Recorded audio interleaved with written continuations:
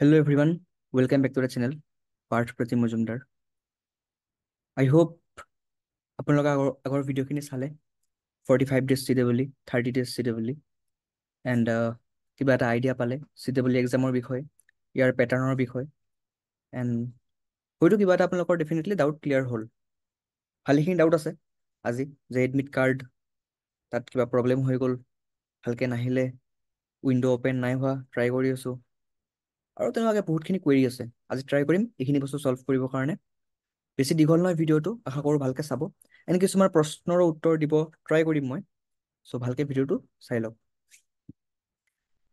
So' first of all আমাৰ admit card release হৈ গ'ল, আপোনালোকে গম পাই গ'ল আপোনালোকৰ চেণ্টাৰ ক'ত আছে, কোনটো জেগাত আছে। এণ্ড তাৰ কাৰণে বহুত চিম্পল হয়, যদি কোনোবাই গম নাপায় চিম্পলি আষ্ট্ৰু ৱেবছাইটত যাব, এপ্লিকেশ্যন নাম্বাৰ যিটো আপোনাক প্ৰভাইড কৰা হৈছে সেইটো ক্লিক কৰিব এণ্ড পাছৱৰ্ডটো দিব, যিটো পাছৱৰ্ড আছে লগ ইন কৰিব। এণ্ড লগ ইন কৰিলে ডেফিনেটলি আপুনি আপোনাৰ এডমিটখন পাই যাব। যিসকলে লগ ইন কৰিব নাই পৰা চিম্পলি ফৰগট পাছৱৰ্ড মাৰি দিয়ক, দেন আপোনাৰ এটা নিউ পাছৱৰ্ড আপুনি তাত এড কৰিব পাৰিব বা ডেট অফ বাৰ্থ থাকে অবভিয়াছলি, চ' তেতিয়া আপুনি ডাইৰেক্টলি আপোনাৰ এডমিটখন পাই যাব। বেছি ইছ্যু নহয়, একো প্ৰব্লেম নাই, ঠিক আছে। চ' আপোনাৰ admit card released and that's it. But main হৈছে যে আপোনাৰ আমাৰ যিটো বেটছ হয় all Assam CWE test series batch, ইয়াত অলৰেডি 125 মেম্বাৰ্ছ প্লাছ হৈ গ'ল। চ' আপুনিও ডেফিনেটলি জইন কৰিব পাৰে আমাৰ বেটছটো, যিটো আমাৰ টেষ্ট চিৰিজ বেটছ আছিলে, আমি লঞ্চ কৰিছিলোঁ। কাৰেকশ্যন উইণ্ড' এইটো আপুনি ক'ত পাব? আষ্ট্ৰু ৱেবছাইটত পাব। এতিয়া কথা আছিলে যে 18 মে'ত অ'পেন হোৱা, বস্তুখিনি কাৰেক্ট কৰা, বাট 18 মে'ত আপোনাৰ অ'পেন হোৱা নাছিলে, অকণমান ডিলে হ'ব পাৰে। জেনেৰেলি ৱেবছাইট আপোনাৰ এতিয়া কেতিয়াবা ছাৰ্ভাৰ ডাউন থাকে, কেতিয়াবা আপোনাৰ বহুতখিনি ষ্টুডেণ্টে পে'মেণ্ট কৰি দিয়ে, পে'মেণ্ট কৰাৰ টাইমত আপোনালোকে দেখিছিলে চাগে যে পে'মেণ্টটো কৰি দিলে কিন্তু পে'মেণ্টটো শ্ব' হোৱা নাই। এনেকুৱা ধৰণৰ কিছুমান প্ৰব্লেম থাকে, টেকনিকেল গ্লিচেছ থাকে বাৰু। এণ্ড যিহেতু এতিয়া শ্ব' হোৱা নাই, ভয় খাব নালাগে, শ্ব' হৈ যাব, অকণমান হয়তো টাইম লাগিব পাৰে, ঠিক আছে। তাত পেনিক কৰাৰ কাৰণে বহুতখিনি কুৱেৰি আহিছে যে মোৰ ভুল হ'ল এণ্ড মই এতিয়া কাৰেক্ট কৰিব বিচাৰোঁ, বাট কাৰেকশ্যন উইণ্ড' অহাই নাই। আহিব, আষ্ট্ৰু ৱেবছাইটতে আহিব, এতিয়াও আহিব পাৰে যদি এতিয়া চেক কৰে। ত' অকণমান পেচেঞ্চ ৰাখক, ধুনীয়াকৈ পাই যাব, একো প্ৰব্লেম নাই। ছেটাৰডে ছানডে অবভিয়াছলি অফ থাকে অফিচ, ত' তেতিয়া হয়তো অকণমান ইছ্যুজ থাকিব পাৰে যে অ'পেন নহ'ব পাৰে, বাট বাই মানডে ডেফিনেটলি হৈ যাব, একো প্ৰব্লেম নাই যদি এতিয়ালৈকে নাই আহা। এণ্ড য়েছ, আমাৰ বেটছ 1 ফুল হৈ গৈছে, আমাৰ এডমিশ্যন ক্ল'জ কৰি দিছিলোঁ। বেটছ 2 আমাৰ উইদিন 2 days চিট ফুল হৈ গৈছে, আমি এডমিশ্যন ক্ল'জ কৰি দিছিলোঁ। বাট আমাৰ বেটছ 3 এতিয়া আছে, লাষ্ট ডেট 20 মে', মানে যদি আপুনি ভিডিঅ'টো আজি চাই আছে, আজি যদি 20 মে' হয় তেনে আজি লাষ্ট ডেট হয় এনৰোল কৰাৰ কাৰণে আমাৰ বেটছ 3, ঠিক আছে। অলৰেডি আমাৰ 120+ ষ্টুডেণ্টছে জইন কৰিছিলে, 5+ মেণ্টাৰ্ছ আছে, IIT, AC, JEC etcetera, 25 test, 2000+ questions.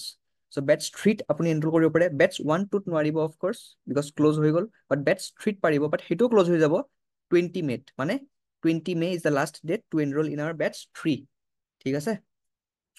যাওক, ইয়াত এটা আমি ডিছকাছ কৰিব আহিছোঁ CWE ইজ টু ইজি। কিয় কৈছোঁ মই? বিকজ এনেকুৱা কিছুমান কমেণ্টছ বা এনেকুৱা কিছুমান আপোনাৰ কুৱেৰিজ আহিছিলে যে CWE বহুত ইজি হয় নেকি, মই JEE কাৰণে 2 বছৰ কোচিং কৰিছোঁ, বা মই JEE কাৰণে পঢ়ি আছোঁ, বা মই NEET কাৰণে পঢ়িছোঁ, মই CWE কাৰণে পঢ়াৰ দৰকাৰ আছে নেকি, মই 7 days পঢ়িও হৈ যাব নেকি? প্ৰথম কথা, CWE আপোনাৰ এটা চিম্পল এক্সাম হয়, বাট ইজি এক্সাম বুলি মই ডেফিনেটলি নকওঁ। কিয়? বিকজ এইবাৰ যদি আপুনি চাই JEE পাৰ্চেণ্টাইল 93.2 আহিছে। এতিয়া এইটো কথা ক'লে বহুতে ভাবিব যে ডিম'টিভেট কৰিছোঁ, বাট নহয়, মই ফেক্টটো কথা পাতোঁ। মই যিমানখিনি ভিডিঅ' চাইছে আপোনালোকে এতিয়ালৈকে, তাত আপুনি ফেক্টছ দেখিব, যিখিনি ফেক্টছ মই উঠাইছোঁ ক'বৰ পৰা, বা যিখিনি মোৰ কালেক্ট কৰা ফেক্টছ হয়, বা বেলেগৰ এক্সপিৰিয়েঞ্চ হয়, চেম্পল হয়। মানে 93.2 পাৰ্চেণ্টাইল গৈছে JEE ৰিভাৰ, তো যিটো ষ্টুডেণ্টে 93 পাইছে, বা 92 বা 91 বা 90 পাইছে, সেইখিনি ষ্টুডেণ্টে এতিয়া JEE টো অফক'ৰ্ছ এলিজিবল নহয়। তো অপশ্যন থাকিলে কি, NEET-টোতো এলিজিবল নহয়, CWE অপশ্যন আছে। তো সেইখিনি ষ্টুডেণ্টে of course as a backup option CWE দিব। যদি আপুনি এজ এ JEE এক্সপিৰিয়েঞ্চ যদি আপুনি 90 পাৰ্চেণ্টাইল পাইছে, তেনে আপুনি CWE অফক'ৰ্ছ দিব। ইনফেক্ট এটা ইণ্টাৰেষ্টিং কথা কওঁ, আমাৰ বেটছত এনেকুৱা ষ্টুডেণ্ট আছে যোনে অলৰেডি এডভান্সৰ কাৰণে পঢ়ি আছে এতিয়া, বাট তেওঁলোকে CWE দিব। তো যিখিনি ষ্টুডেণ্টে এডভান্স কোৱালিফাই নাই কৰা, মানে যিখিনি ষ্টুডেণ্টে JEE মেইনছ কোৱালিফাই নাই কৰা, তেওঁলোকেতো অফক'ৰ্ছ CWE দিবই। And NEET experience 2 years 3 years dropper বা এজ এ বেকআপ অপশ্যন যোনে ৰাখে তেওঁলোকেও দিব। এণ্ড CWE এক্সপিৰিয়েঞ্চ কিন্তু আছে, 10-12 হাজাৰ CWE এক্সপিৰিয়েঞ্চ আছে অলৰেডি, তাৰে ওপৰত আপোনাৰ NEET এক্সপিৰিয়েঞ্চ এড কৰি দিয়ক। এণ্ড যিখিনি অলৰেডি চিলেক্টেড কেণ্ডিডেটছ, ইনফেক্ট আমাৰ বেটছতো অলৰেডি কিছুমান চিলেক্টেড কেণ্ডিডেটছ যোনে পাইছিলে, বাট ভাল নিজৰ মন পচন্দ ব্ৰাঞ্চ নাই পোৱা, তেওঁলোকে আকৌ এক্সাম দিব, তেওঁলোকে আকৌ আমাৰ টেষ্ট চিৰিজ জইন কৰিছে। So' this is the level of competition in CWE। আজিৰ টাইমত, আজিৰ পৰা 10 বছৰ আগত নাছিলে, বাট আজি আছে। তো আজি আপুনি যদি ভাবে যে 7 days পঢ়ি পেলাই হৈ যাব, তো অবভিয়াছলি হ'বতো পাৰে, কিন্তু ইট নিডছ যে আপুনি আগৰ পৰা পঢ়ি থৈ দিছে, বা আপুনি এক্সামটো টেক ফৰ গ্ৰেণ্টেড নাই লোৱা, আপুনি ভালকে চিৰিয়াছলি প্ৰিপাৰেশ্যন কৰি আছে, এটা হাৰ্ড ক'ৰ প্ৰিপাৰেশ্যন কৰি আছে, ডেইলি আপুনি পঢ়ি আছে, আপুনি মক্স দি আছে, আপুনি PYQ চল্ভ কৰি আছে, অলৰেডি ফ্ৰীত আপলোড আছে গোটেইখিনি টেলিগ্ৰামত, মক্সো এণ্ড PYQজো, এণ্ড পেইড প্ৰগ্ৰেমো আছে আমাৰ, যিটো বহুতে জইন কৰিছে, আপুনি গমেই পায় definitely. So' this is the thing, মানে যে CEE ইজি ইমানো নহয় যিমান আপুনি হয়তো ভাবি আছে। এণ্ড সেইটো বস্তু আমি মাইণ্ডত ৰখাটো ভাল, মানে এইটো আপোনালোকৰ কাৰণে ভাল অফক'ৰ্ছ। এণ্ড ইয়াত বহুত নিগেটিভ কমেণ্টছ আহি যাব, বা ক'ব যে এনেকুৱাকে নাই নাই CEE বহুত ইজি এক্সাম হয়, মই নিট দিছোঁ বা মই JEE দিছোঁ। I don't care for that, I just care for the students যোনে মানে ভালকে এতিয়া প্ৰিপাৰেশ্যন কৰি আছে, and I want to help them. মোক টেক ফৰ গ্ৰেণ্টেড, মক্স আমাৰ গ্ৰেণ্টেড লৈ লয়। এতিয়া মই মোৰ মক্সৰ প্ৰমোশ্যন নাই কৰা, বাট মই কৈছোঁ যে বহুতে এনেকুৱা এনেকুৱা কৰে যে য়েছ মই মক্সতো 250 মাৰি আছোঁ, মক্সতো মই 200 মাৰি আছোঁ, এক্সামততো মই 200+ পাই যাম, এনেকুৱা নহয়। আপুনি যদি এক্সামত মানে 150 মাৰ্কছ স্ক'ৰ কৰি আছে, এণ্ড মক্সত আপুনি 250+ স্ক'ৰ কৰিব পাৰে, ঠিক আছে। বা আপুনি মক্সত যদি 40 স্ক'ৰ কৰি আছে, 50 স্ক'ৰ কৰি আছে, আপুনি এক্সামত গৈ পেলাই 150 স্ক'ৰ কৰিব পাৰে। So' it's totally different, because exam environment is totally different. Mocks are just for practice. বহুতেতো মক্সখিনি ChatGPT ইউজ কৰি পেলাইও চল্ভ কৰে, বা এটা দুটা কুৱেশ্যন সুধি পেলাইও চল্ভ কৰে, বা বুকখন চাই পেলাইও চল্ভ কৰে, তেনেকুৱাও আছে। এতিয়া আই এম নট ছেইং যে আপুনি কৰে, I am saying in general, because mock test through আমি লঞ্চ কৰিছোঁ, মক টেষ্ট আৰু বহুতেও লঞ্চ কৰিব পাৰে, বেলেগ বেলেগ থাকিব পাৰে, আই ডোণ্ট ন'। মই জানো মোৰ কথাটো যে আমি লঞ্চ কৰিছোঁ, এণ্ড আমাৰ এইটো থাৰ্ড বেটছ হয়, যাৰ লাষ্ট ডেট 20 মে হয়। বাট যিসকল ষ্টুডেণ্টছে মক্স দি আছে এণ্ড তেওঁলোকে যদি ভাল স্ক'ৰ কৰিও আছে, they should not be over confident, যিসকলে কম পাই আছে they should not be under confident, ঠিক আছে। বিকজ মক্সত আপুনি যদি 200+ পাই আছে, দেট ডাজন্ট মিন যে আপুনি এক্সামতো পাব, because exam is totally different. Last year আপুনি গমেই পাই যে কিমান কাট অফ তলত গুচি গৈছিলে, because the paper was tough.